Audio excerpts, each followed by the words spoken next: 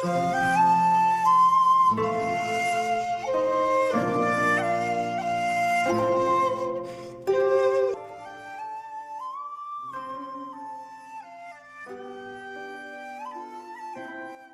அங்கித், எங்கெல்லாம் தேடுறது ஒன்று? உன்கிட்ட என்ன சொன்னேன்? 1 மணி நேரத்துக்கு அப்புறம் கார்கிட்ட வாந்தானே சொன்னேன். ஜீத், நான் ஒரு பொண்ணை பார்த்தேன். ஒரு பொண்ணு தான் பார்த்தியா? அந்த சைடு நான் 10 பொண்ணை பார்த்துட்டு வரேன். ஒரு பொண்ணை பார்த்ததுக்கு இவ்வளோ இதுவாக பேசிகிட்டு இருக்க? லூசு ஜீத், சொல்கிறத கேளு. நான் ஒரு பொண்ணை பார்த்தேன். அந்த பொண்ணு முகம் தான் எனக்கு அடிக்கடி வந்து போகுது. அந்த பொண்ணை தான் நான் மிஸ் பண்ணிட்டு இருந்தேன். இப்போ அந்த பொண்ணை நேரில் பார்த்தேன். என்னடா சொல்கிற? உன் கற்பனையில் வந்த பொண்ணை நேரில் பார்த்தியா? சரி, பேசுனியா?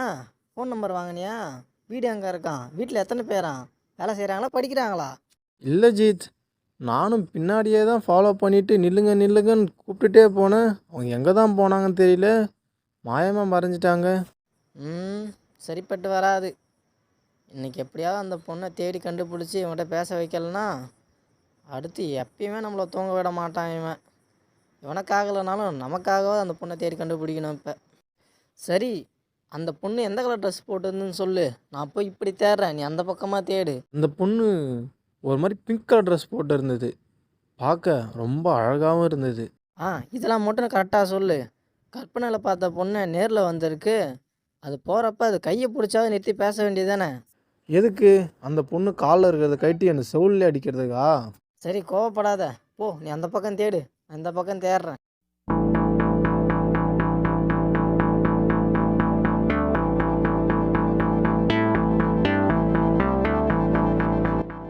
அங்கித்தும் ஜீத்தும் பல மணி நேரம் தேடியும் அந்த பெண்ணை கண்டுபிடிக்க முடியவில்லை. மாலை நேரம் நெருங்கியது. அங்கித், எங்கேயாவது கண்டுபிடிச்சியா? இல்லை ஜீத். ஏன் இப்போ சோகமாக இருக்கு அங்கித்? ஜீத், எனக்கும் அந்த பொண்ணுக்கும் ஏதோ ஒரு சம்மந்தம் இருக்குது. ஆனால் அது என்னன்னு எனக்கு தெரியலை. அந்த பொண்ணை நான் இப்போ எப்படி தேடி கண்டுபிடிப்பேன்னு புரியலை. வா, நம்ம இப்போ கிளம்பலாம். நாளைக்கு நீ வேலைக்கு போ. நான் நாளைக்கு வேலைக்கு போக மாட்டேன். நாளைக்கு இங்கே வந்து திரும்ப அந்த பொண்ணை தேடி பார்க்க போகிறேன். ஆனால் அந்த பொண்ணு பார்க்க சாதாரண மனுஷி மாதிரியே தெரியல என் கண்ணுக்கு. ஏதோ ஏஞ்சல் மாதிரி இருந்தாங்க அந்த பொண்ணு. அங்கித்தும் ஜீத்தும் தங்களது இருப்பிடத்திற்கு சென்றனர். அன்று இரவு நீ அங்கேருந்து வந்திருக்கவே கூடாது. உன் கனவுல வர அந்த மனுஷன் நேரில் பார்த்த, ஆனால் பேசாமல் வந்துட்டேன். மீக்கு, வாயை மூடு. ஷீலா பண்ணது தான் சரி. ஷீலாவால் அந்த மனுஷனோட முகத்தை பார்த்து பேசக்கூட முடியல. அப்புறம் என்ன பண்ணுவா? மிக்கி, ஏன் அந்த மனுஷனோட முகத்தை பார்த்து ஷீலாவால் பேச முடியல? ஒருவேளை ஷீலா அந்த மனுஷனை காதலிக்கிறாளா என்ன? மீக்கு, நீ முட்டாளா என்ன? நான் ஒரு மனுஷனை போய் காதலிக்கிறேன்னு சொல்கிறேன். அதுவும் இன்னைக்கு தான் அவரை நான் பார்த்துருக்கேனே. அதுவும் ஒரு மனுஷனை போய் நான் எப்படி? ஷீலா, உனக்கு அந்த மனுஷனுக்கும் ஏதோ ஒரு தொடர்பு இருக்கணும். அதனால தான் கனவுல அந்த மனுஷன் இன்னைக்கு நேரில் வந்திருக்கான். எதுவுமே இல்லாத ஒரு மனுஷனை பார்த்து நீ எதுக்கு இவ்வளோ கூச்சப்படணும்? ஏன் பதட்டப்படணும் சொல்லு? ஷீலா, மீக்கு சொல்கிறதுலேயும் ஒரு அர்த்தம் இருக்கு. அந்த மனுஷனை நீ நேரில் பார்த்து பேசினா மட்டும்தான் அந்த மனுஷன் ஏன் உன் கனவுல வரான்றதுக்கு விட தெரியும். இல்லைன்னா கடைசி வரைக்கும் அந்த கனவை நினச்சி நீ கவலைப்பட வேண்டியது தான். மீக்கு, மிக்கி, நீங்கள் 2 பேரும் என்னை குழப்பத்தோட உச்சிக்கே கொண்டு போயிடுவீங்க போல. தயவு செஞ்சு 2 பேரும் போங்க, நான் போய் தூங்குறேன். ஷீலா, நீ இல்லாத வாழ்க்கையே என்னால் யோசிச்சு கூட பார்க்க முடியல. நீ தான் எனக்கு எல்லாமே. மங்கித், உங்களை விட்டு ஒரு நிமிஷம் கூட பிரிஞ்சிருக்க மாட்டேன் இதுக்கப்புறம். ஒரு நிமிஷமா? வாழ்நாள் முழுக்க அவன் இல்லாமல் நீ தனியாக தான் இருக்கணும் இதுக்கப்புறம்.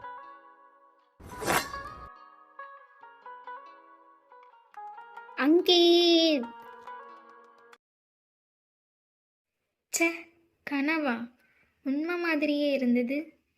எனக்கு ஏன் இந்த மாதிரி கனவெல்லாம் வருது? ஒன்றுமே புரிய மாட்டேங்குது.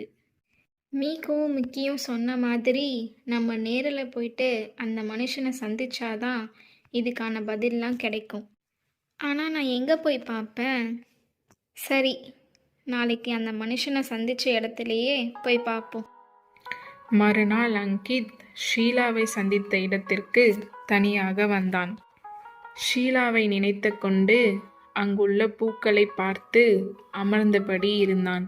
அப்பொழுது, என் பேர் ஷீலா. நேற்று தான் நான் உங்களை சந்தித்தேன். ஆனால் பல நாளாக உங்கள் முகம் என் கனவுல வந்து வந்து போகுது. நேற்று உங்களை பார்த்ததுலேருந்து உங்கள் ஞாபகமாகவே இருக்குது. என் மனசில் தோணுச்சு என்னை தேடி நீங்கள் இன்னைக்கு இங்கே வருவீங்கன்னு. அதே மாதிரி என்னை தேடி நீங்கள் இங்கே வந்திருக்கீங்க. யார் நீங்கள்? உங்களுக்கும் எனக்கும் என்ன சம்மந்தம்? என்னால் நிம்மதியாக தூங்கக்கூட முடியல. தயவு செஞ்சு நீங்கள் யார் என்னன்னு சொல்லுங்கள். என்னுடைய பெயர் அங்கித். நீங்கள் சொல்கிற மாதிரி உங்களுக்கும் எனக்கும் மிகப்பெரிய தொடர்பு ஏதோ இருக்குது. என்னுடைய கற்பனையிலையும் அடிக்கடி உங்கள் அழகான முகம்தான் வந்து போகும். ஆனால் அதுக்கான பதில் ஏனே தெரியாது.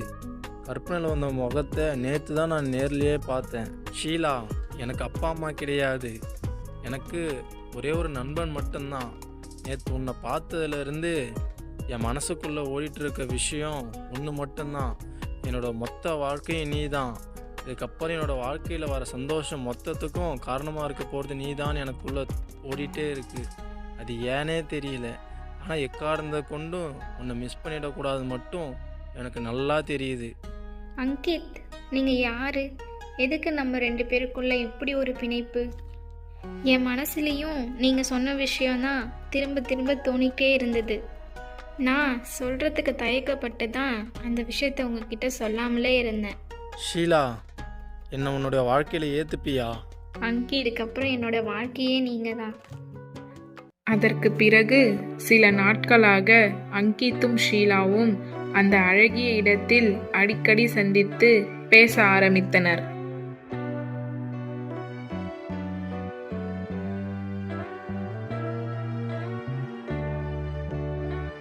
ஒரு நாள், அங்கித், என்னை மன்னிச்சிடுங்க. ஏன் ஷீலா? ஏன், என்ன ஆச்சு? எதுக்கு இப்போ மன்னிப்பு கேட்குற? ஏன்னா இவ்வளோ நாள் மிகப்பெரிய உண்மையை உங்ககிட்ட மறைச்சி வச்சிருந்தேன். இதுக்கப்புறம் அதை மறைக்க என் மனசு ஒத்துக்கலை. அதனால் அந்த உண்மையை இப்போவே நான் உங்ககிட்ட சொல்லிடுறேன். என்ன உண்மை சொல்ல போகிற? அப்படி நீ சொல்லு, கேட்கலாம். அங்கித், நான் சாதாரண மனித இனம் கிடையாது. நான் மந்திர குடும்பத்தை சேர்ந்தவ. மனிதர்கள் இனம் வாழும் எல்லைக்கு அப்பாற்பட்டு மனிதர்கள் கண்ணுக்கு புலப்படாத இடத்துல மந்திர குடும்பம் இருக்குது. நாங்கள் அங்கே தான் வாழ்ந்துட்டு வரோம். அப்பப்போ மனிதர்களுடைய வாழ்க்கையை தெரிஞ்சுக்கவும் இங்கே இருக்க சூழ்நிலையை புரிஞ்சுக்கவும் நாங்கள் மனிதர்களோட மனிதர்களாக வந்து வாழ்வோம்.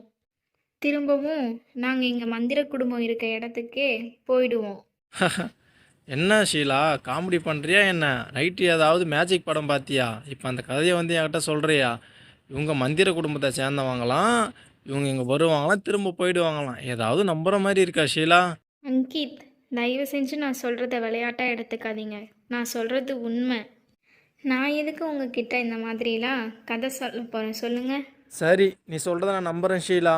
இப்போது நீ மந்திர குடும்பத்தை சேர்ந்தவனா எனக்கு சில மேஜிக் செஞ்சு காமி. தொப்பிக்குள்ளேருந்து முயல் எடுக்கிறது, காதுலேருந்து காயின் எடுக்கிறது, அந்த மாதிரி என்ன செஞ்சு காமி பார்க்கலாம். நீ சொல்கிறதெல்லாம் ஏமாத்து வேலை. நாங்கள் உண்மையான மந்திர குடும்பத்தை சேர்ந்தவங்க. ஐயோ, பறக்கிற குட்டி நரி, அதுவும் பேசுது. ஷீலா, உன் தோலுக்கு மேலே பாரு, பறக்கிற குட்டி நரி இருக்குது, அதுவும் பேசுது. எப்படி இது சாத்தியம்? திடீர்னு வந்தால் என்னை பெரிய மந்திரவாதி நினைப்பான்னு பார்த்தாக்கா ஒரே வார்த்தையில் குட்டி நரிங்க சொல்லி என்னை அசிங்கப்படுத்திட்டான். ஷீலா, இவன்கிட்ட நீயே பேசிக்கோ, நான் போகிறேன். அங்கித், நான் இப்போ என்ன சொன்னாலும் நீங்கள் நம்ப மாட்டீங்க. நான் என்னோட உண்மையான உருவத்துக்கு மாறுறேன். அப்போ தான் நீங்கள் நம்புவீங்க. ஷீலா, அப்போ நீ சொன்னதெல்லாம் உண்மைதானா? நீ ஒரு மந்திர குடும்பத்தை சேர்ந்தவளா? என்ன அங்கித், நான் சொல்லும்போது நீங்கள் என்னை நம்பலை, இப்போ இவ்வளோ ஆச்சரியமாக என்னை பார்க்குறீங்க? எனக்கு இப்போது ஆச்சரியத்தை விட வருத்தம் தான் அதிகமாக இருக்குது. அப்போது நீ உங்கள் மந்திர குடும்பத்துக்கே திரும்ப போயிடுவியா? என்னை விட்டு பிரிஞ்சிருவியா? நீ இல்லாமல் நான் எப்படி இருப்பேன் ஷீலா? என்னை பற்றி நீ யோசிக்க மாட்டியா? நீ யாராக இருந்தாலும் பரவாயில்ல, நீ என் கூட இருந்தால் போதும். அங்கித், அது எப்படி? நீங்கள் இல்லாத வாழ்க்கையை இதுக்கப்புறம் என்னால் யோசிச்சு கூட பார்க்க முடியாது. இதுக்கப்புறம் என் மந்திர குடும்பத்தை தேடி நான் போக போகிறதில்ல. உங்கள் கூட சாதாரண மனுஷ வாழ்க்கை தான் வாழ போகிறேன். அதனால் நீங்கள் எதுக்கும் கவலைப்படாதீங்க. அதுக்கு நான் அனுமதிக்கணுமில்ல? அம்மா, நீங்களா? உனக்கு எவ்வளோ தைரியம் இருக்கும்? சாதாரண மனுஷன் நீ. நீ எப்படி என் பொண்ணை காதலிக்கலாம்? இதுக்கான தண்டனையை நீ அனுபவிச்சே ஆகணும்.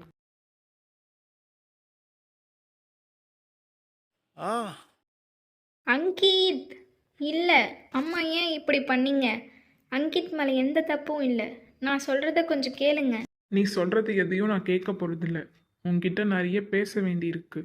ஒழுங்கா என் கூட வா. அம்மா, அங்கித்தை இந்த நிலைமையில இங்கே விட்டுட்டு வர என்னால் முடியாது. ஷீலா, உன்னை இங்கேருந்து கூட்டு போக எனக்கு உன்னோட அனுமதி தேவையில்லை.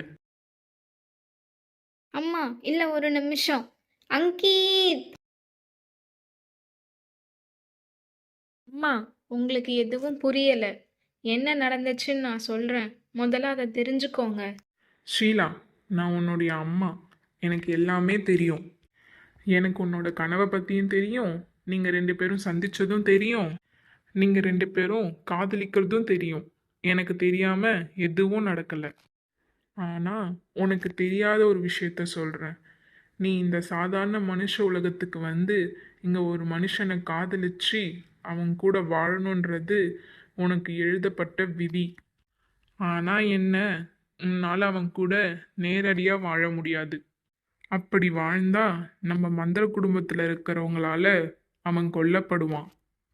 அவனை விட்டு நீ பிரிஞ்சாலும் உன்னோட பிரிவை தாங்காம அவன் கொஞ்ச நாள்ல இறந்துடுவான். அம்மா, என்ன சொல்கிறீங்க? நான் அவர் கூட வாழணுன்றது எழுதப்பட்ட விதின்னு சொல்கிறீங்க. ஆனால் நான் அவர் கூட வாழ்ந்தாலும் இறந்துடுவார், அவரை விட்டு பிரிஞ்சாலும் இறந்துடுவாருன்னு சொல்கிறீங்க. எனக்கு ரொம்ப குழப்பமாக இருக்குது. கொஞ்சம் தெளிவாக சொல்லுங்கள். ஷீலா, நீ உன் மனுஷ உருவத்துக்கு மாறு. அம்மா, எனக்கு ஒன்றும் புரியல. என்னை எதுக்கு இப்போ மனுஷ உருவத்துக்கு மாற சொல்கிறீங்க? ஷீலா, நான் சொல்றத மட்டும் செய்.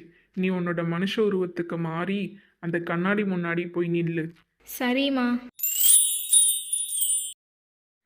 கண்ணாடியில் தெரியும் பிம்பமானது இரத்தமும் சதையும் எலும்பும் நரம்பும் கொண்ட உயிருள்ள உருவமாக வரட்டும்.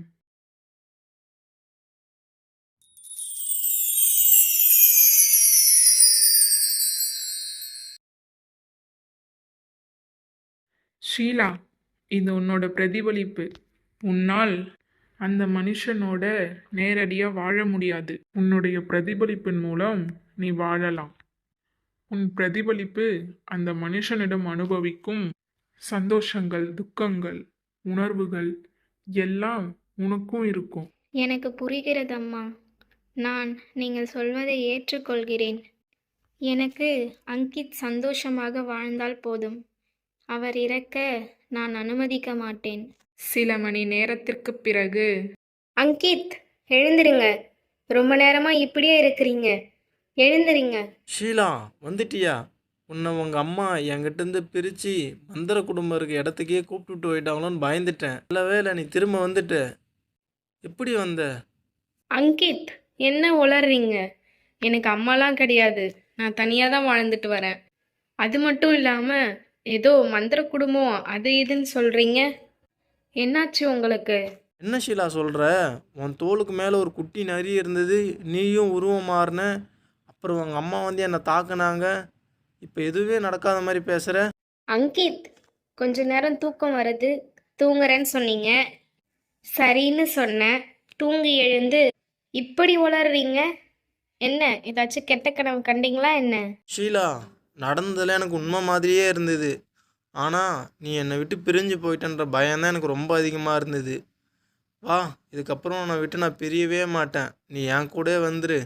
நான் உன்னை என் வீட்டுக்கு கூப்பிட்டு போயிடுறேன். இதுக்கப்புறம் நீ நானும் தனியாக இருக்க தேவையில்லை என்று கூறி அங்கித் ஷீலாவை தன்னுடைய வீட்டிற்கு அழைத்துச் சென்றான். அம்மா, நீங்க சொன்னது உண்மைதான்.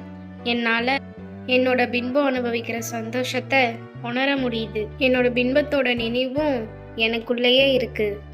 ஷீலா, நம்ம இதுக்கு மேலே இங்கே இருக்கிறது நல்லதில்லை. வா, நம்ம மந்திர குடும்பம் இருக்கிற இடத்துக்கே நம்ம போயிடலாம். சரிம்மா.